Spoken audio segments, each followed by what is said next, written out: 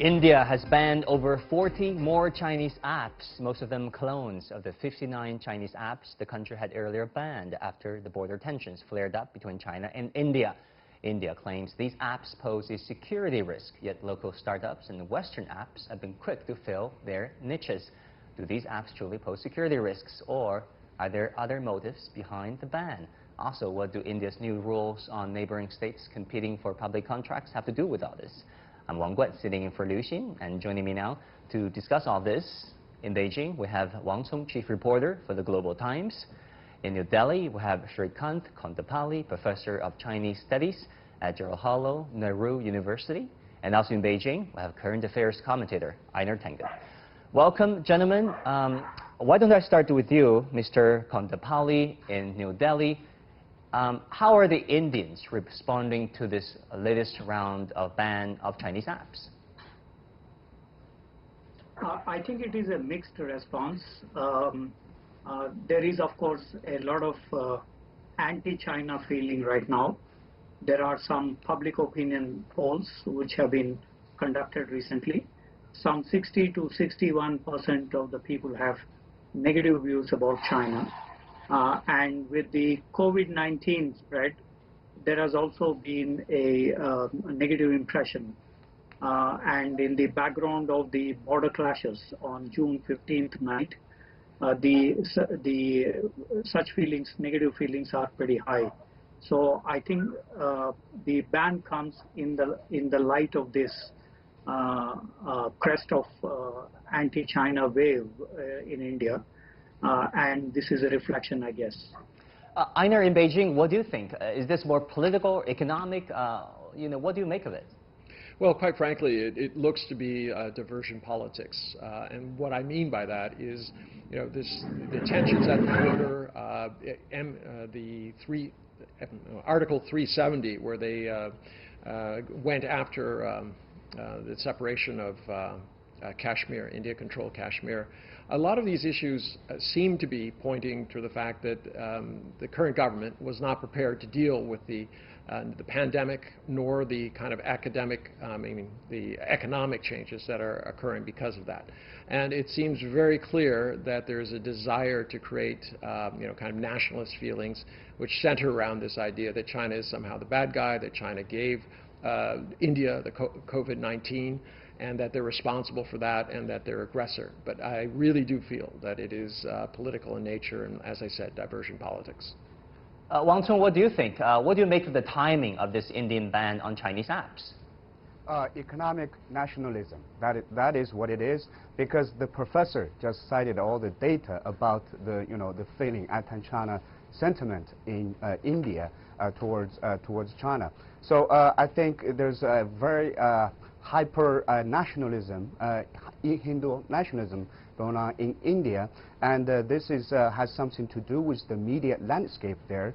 I think India has some of the most irresponsible media outlets. I mean, they've been constantly pushing for anti-China narratives there, and but that's not the point. The point is for the ruling class, for the political elites, for Prime Minister Modi to say if he wants to pander to those nationalism, or he wants to, starting from India's national interest, to make sound policy making. And the ban, this economic nationalism, is not sound policy, because this will lead to a very reckless, dangerous path that will bring India's economy into disarray. Because let's see where we are now in terms of India's economy. India has the third worst outbreak of the COVID-19 pandemic, and also its GDP, which has been growing very fast in recent years, is projected by the IMF to contract by 4.5%. Unemployment is skyrocketing. It is not in a position to start a trade war with China, whose GDP is 5 times larger than India. I mean, from the Chinese perspective, it's very restrained. Even today, military-to-military engagement is still going on. Just yesterday, they completed the disengagement of troops on the front line. But this economic nationalism is only going to increase unless Prime Minister Modi do something about it. Well, many people feel that a trade war between China and India would be the last thing that we want to see. Let's look at some comments online. What do the Indians think about all this? Some people obviously agree with the move. For example, this friend by the name of Swanti Mohalo said the government is trying to reduce the country's dependence on China ever since the deadly face-off at LEC. Anyway, homegrown app makers have welcomed the fresh ban. Indian citizens need to be concerned about data and make sure it remains within India. Of course, some people in India disagree. For example, Aaron said after TikTok and 59 other Chinese apps were banned, the Indian government is planning to ban 275 other applications. Even though I'm not a user of such app, I have to ask, when will this stop? India is supposed to be a free country, but all we're seeing is government control. My friend, Mr. Kondapalli in New Delhi, how do you think this ban are affecting India's digital industry and especially India's consumers of these Chinese apps? It is true that the Chinese apps have been able to penetrate in the Indian digital market. Indian digital market is growing substantially, and the Chinese apps have been very veritable. For example, the TikTok and Douyin or other apps have been able to function in local languages. As you know, India has very diverse culture.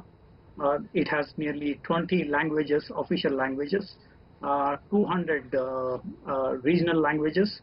So the apps have been able to penetrate into different sections, and this was quite useful in terms of the user experience because of the variety that many of these apps have. So to that extent, there is the adaptability as well as the popularity of many of these apps. Cam Scanner, which is also quite big, UC Browser, the Share It, Likey. Many of these apps have been very popular. Having said that, the government's position is that some of these apps have been of security concern in terms of Article 69A of the Information Technology Act, and they have suggested to the various constituents, stakeholders complaining about the apps and their back channel digital security related aspects. We have to also keep in mind that China also banned Google, YouTube, Facebook, WhatsApp, and other apps. So we have to see in this context that the territorialization of the globalization that is happening in many of these societies, where you have technology being controlled by the state in its own borders, like the Google and the Apple have removed from their browsers many of these apps soon after the ban was imposed. So they were trying to recognize the territorial limits. I see what you mean. Einar, you were a prosecutor in the U.S. Do you think this current Trump administration will follow suit and ban WeChat, ban TikTok? Both apps have a large user base in the United States. Yeah, it's probably inevitable. I mean, Donald Trump is looking for any opportunity to vilify China and Chinese companies. We've seen that by the even larger growing blacklist of Chinese companies. Most of the time, though, he's concentrated on companies, Chinese companies that are at the forefront of their industries, industry leaders, whether it's 5G or facial recognition, etc. This would be going after, these, app things. I don't know that they're that popular in the U.S., so I don't know that it has that much. But definitely, it's the kind of thing where it's a very low-hanging fruit. He can say China is spying on us. The actuality is that, if you start looking at the fines that have been paid in the U.S. and Europe, it's generally American app companies, Facebook, Twitter, etc., who have been accused of not handling their information correctly or using it for untoward purposes. Wang Gong, let me ask you this question. ByteDance, that owns TikTok, is reportedly to lose $6 billion in the light of this Indian ban. This is according to Caixin, China's investigative journalism media outlet. Who stands to lose more, China or India? Well, no doubt the loss will be massive for many Chinese companies in India, because remember, India, you can talk to any businesses in Chinese or otherwise, that India is one of the hardest market to operate because they have a very complex system, political and regulatory system between the federal government and the state. I was there talking with some Chinese businesses there. It was so hard for them to figure out the ways, the regulations. So in all these years, Chinese companies have made a lot of investments there.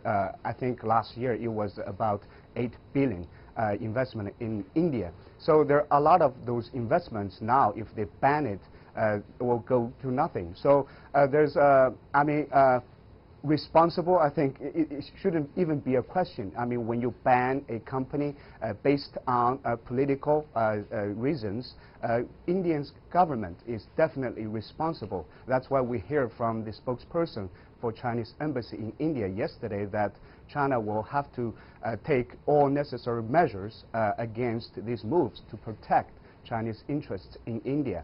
So far, we haven't seen any concrete plans or measures announced, but definitely if they really push out these Chinese companies based on all these sketchy reasons, political reasons, I think it will definitely attract some countermeasures from the Chinese side.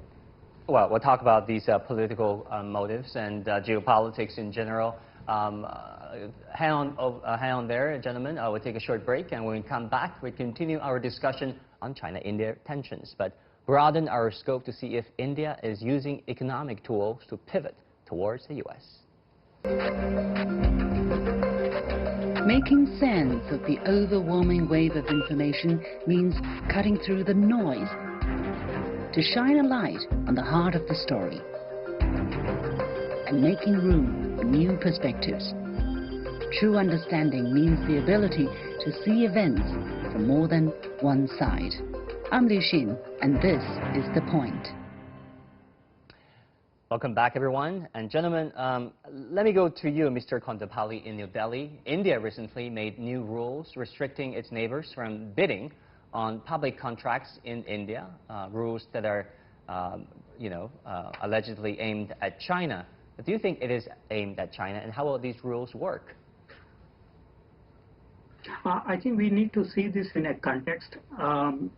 Since 2000, last say 20 years, the India-China trade has substantially increased to become roughly about $92 billion last year.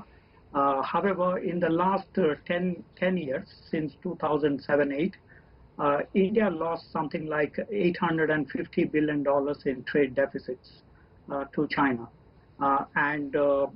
This has been raised since 2010 by the Indian President, Mrs. Pratibha Patil, during her visit to Beijing. However, there was no major countermeasures that were provided by China. One of these is there are 3 measures that were suggested by India to reduce the trade deficits or its impact. Number 1 is investing in India. Number 2 is opening up the China market for Indian products under the WTO market mechanism scheme. Thirdly, in terms of re-export to the third market. However, in the last few years, nothing really has happened. There were some promises of investments or the opening of the market. For instance, after the Wuhan meeting between the 2 leaders, 29 drugs have been now allowed into the Chinese market. However, the Indian pharmaceuticals and the Indian software companies are discriminated in the China market. So this is a grouse that we need to keep in mind in the background of the ban, number 1. Number 2 is that of course, the territorial dispute has also triggered this, because the Indian Foreign Minister, Dr. Jaishankar, told Mr. Wang Yi, the Foreign Minister of China, that the incident will have serious implications for the bilateral relations. And we saw in that the ban was also imposed, which is part of that bilateral relations. So I think Well, To put it obviously, in the two sides are context, there talking, is 4 a- rounds of commander-level talks, and hopefully to resolve their political disputes. But regarding what you said economically about unfair trade practices and market access barriers, Wang Gong in Beijing, do you agree with our Indian friend? I think the professor just cited the trade deficit as a context, as some kind of context for the ban. This is kind of like the U.S., you know, where Donald Trump, the president, claimed that U.S. lost hundreds of billions in trade deficit. You have to go deep into why those deficits exist. The reason that India's massive trade deficit with China exists is because of its manufacturing sector, its own economic system. Because, you know, these are market-driven.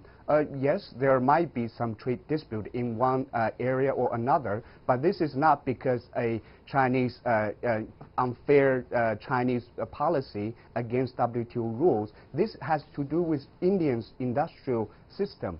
India, as we all know, is a growing, emerging manufacturing hub. But its product is also very low, I think, export level. China is a massive exporting country. So these are by market force. You cannot cite this deficit as a reason to ban Chinese companies. This is not a way to discuss trade. Also, the professor mentioned earlier that China's ban of Facebook and Google. I think this is a very different, because here's what's happened. Last month, the conflict, the physical conflict between the two militaries happened, and then the hyper-nationalism came. And right after these national security concerns about all these Chinese apps, this is not about national security, just like the U.S. claims. So I think India, as many, for example, in Europe, many countries are aware of what the U.S. is doing and the self-destructiveness of that, and it is trying to steer clear away from that. But India, it appears to be following the U.S. Step, which is very self-defeating. I think this is not the way to talk about trade or ban a Chinese company. I think it's not reason. It's just political, pure political economic nationalism. Well, Einar, let me go to you. You know, you appear on Indian television sometimes, and you talk to Indians. Give us a sense of the sentiment over there. I mean, how anti-China are they? What's the stage of nationalism, and are they at? Uniformly very negative on China. I'm asked very leading questions. Why does China insist on hurting India? Why did they give India COVID-19? And you know, the assumption there is that all of these things are true, and they're not. But you know, it's very hard to deal with them. But I mean, let's go to the underlying issues here. And one of them is that, you know, India is going back to where Nehru was back in the 60s. See, there's going to this idea that there'll be self-sufficiency. But that hasn't worked. That's exactly why India lost a step to China over all those years. Remember, prior to 1960, India was ahead of China by quite a large margin. Today, it's behind. It has to start looking at models that actually work. This idea that they can do all these things. The reason China sells more stuff to India is because Indians want it. They're not being forced on Indian consumers. The reason that Indian products don't make it into China is not because of tariffs and all sorts of things. It's just because there's no market for them. So when that occurs, then they can happen. I mean, I really am concerned, because here was China, put $5 billion basically into creating all of the Indian unicorns. They've been very successful in the tech field, and now that's done. So who's going to step in? The U.S. government? The U.S. government is mired in debt. Well, how likely is it they're going to have extra money to spend in India and to support this kind of homegrown nationalism? Well, my friend in India, why don't I go to you? I know you might be wanting to respond to what Wang Gong just said about you know, trade deficit and all that. But first of all, let me ask you about nationalism in India. How do you think this, you know, the Modi government is addressing the issue of nationalism differently than the Singh government? And also, please, if you want to respond to what Wang Gong just said. Sure. Here's a few points. Yeah. Sorry. A few points that I would like to highlight was that the trade deficit issue was raised much before the U.S.-China tariff wars have been announced in the recent times. This was 2010 when India raised the non-tariff barriers in the China market. This is actually a real concern in India because every year some 50–60 billion dollars of trade deficit was there. And finally, it was only in Wuhan summit meeting between President Xi Jinping and Prime Minister Modi that there was the idea for importing Indian drugs was announced. Likewise, there were other non-basmati rice or other products have been agreed to. This is a serious concern in India because out of a total trade of $450 billion, you have nearly $60 billion of trade deficit to China. And so that's a sensitive issue. And I think a lot of issues have been clubbed up, nationalism, etc., has been discussed. But crucial thing is that India cannot afford that kind of a trade relationship. So that is what I think this ban indicates. And we need to have a mid-course correction in the bilateral relations on that count. Secondly, in terms of investments, the total Chinese investment in India is just about $8.2 billion, according to China's ambassador, Mr. Sun Weidong. So investment is not pretty high. It is true that in the unicorn, there has been substantial investment. More than nearly half of the investment has come in. Right. But these are all quickies in the startups, in the fintechs and other sectors. What India is looking at is investment in the manufacturing sector rather than on these sectors. So that is one other growth that has been added, and I think the Chinese government should listen to. We should have a strategic dialogue. In fact, in Chennai summit meeting in October last year, Hu Chunhua, the vice premier, and the Indian finance minister, Nirmala Sitharaman, there was a committee formed to address all these issues. But unfortunately, there was no meeting that was held between the two, partly because of COVID-19 or other related. But I think they need to put it on table and discuss these issues. Right. Wang Song, according to China's foreign ministry, the two sides are talking, actually, no matter how much hostility and nationalism there might be. According to Wang Wenbin, China's foreign ministry spokesperson, saying that both sides have held 4 rounds of commander-level talks. So China is intent on, de-escalate tensions.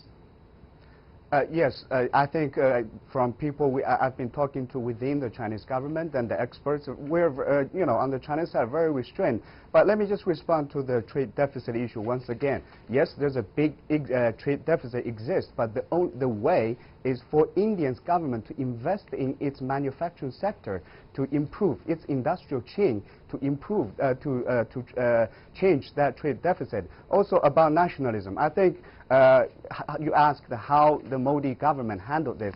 I think we all remember that Prime Minister Modi rode that Hindu nationalism to power in 2014. And now what it appears to be is he's losing control of this nationalism, because from all these decision making, whether it's on the border with the military, giving order to free shoot, also with this economic bans on Chinese apps, I think he's losing to this rising hyper-nationalism in India. So far, I don't think he's contained that.